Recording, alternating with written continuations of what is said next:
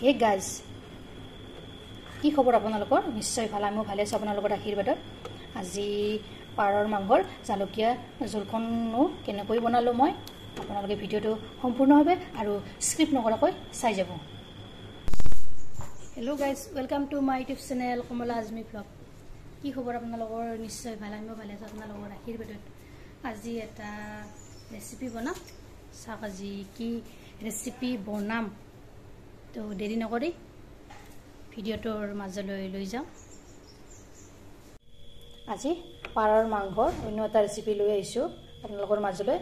ইয়াৰ কাৰণে লৈ লৈছোঁ দুটা মই সৰু সৰু পাৰ, এনেদৰে ভালকৈ ধুই পৰিষ্কাৰ কৰি লৈ লৈছোঁ। তাৰপিছত এইফালে কেৰাহীত মই তেল গৰম হ'বলৈ দি দিছোঁ। ইয়াত তেজপাত পেলাই দি দিছোঁ। তাৰপিছত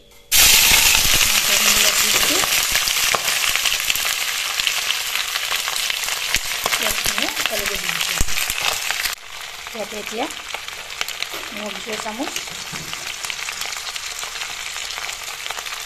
হালধি গুড়ি দিছোঁ এচামুচ সৰু চামুচেৰে।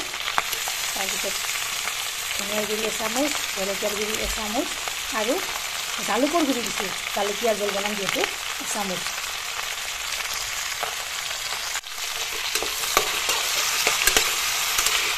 এইখিনি এনেদৰে লৰাই ল'ম।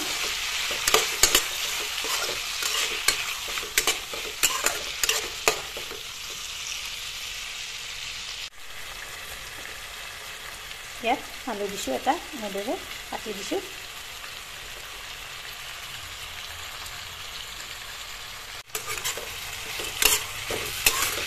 এনেদৰে তলফৰ কৰি লৰাই দিলোঁ। তাৰপিছত ইয়াতে এতিয়া মই আদা নহৰু পেষ্টটো দিলোঁ, এনেদৰে মিক্সিতে মাৰিছিলোঁ। গোটেইখিনি ইয়াতে দি দিলোঁ।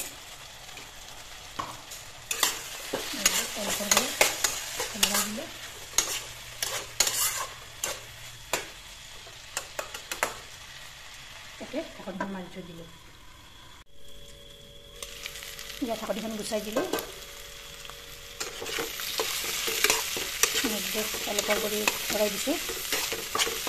পিঁয়াজখিনিও দেখিছেনে নৰম হৈ গৈছে কি ধুনীয়াকৈ, আলুখিনিও ধুনীয়াকৈ সিজিছে।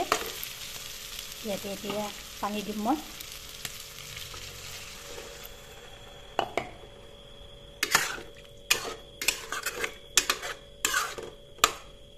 আৰু অলপ পানী দিম।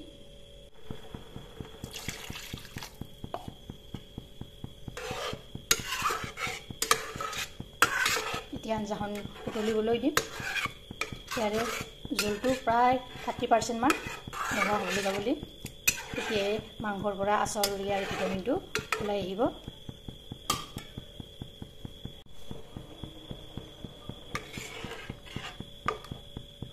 এই পাৰৰ মাংসবিধ ল' প্ৰেছাৰ থকা ৰোগীসকলে সঘনাই খাব লাগে।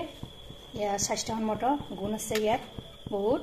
তাৰে কেইটামান কৈ দিছোঁ মই আপোনালোকক। চুলি আৰু নখৰ বাবেও এই পাৰৰ মাংসবিধ উপকাৰী। তাৰপিছত থাইৰয়ড ৰোগীসকলেও এই মাংসবিধ খাব পাব পাৰে। তাৰপিছত লিভাৰ কিডনী কাৰণেও এই মাংসবিধ ভাল, বিশেষকৈ ভৰিৰ বিষ, তাৰপিছত হাতৰ বিষ, হাড়ৰ বিষ, এই বিষ থকা ৰোগীও খাব পাৰে। তাৰপিছত আপোনাৰ চৰ্দি বা পানী লগা জ্বৰ হ'লেও ইয়াৰ জালুকীয়া জোল বনাব লাগে, খাই ভাল লাগে আৰু সোনকালে ভালো হয় চৰ্দি জ্বৰ।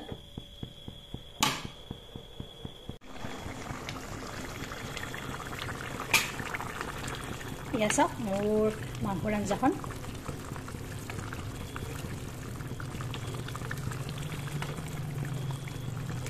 এইখিনি জলত মই ৰাখি দিম।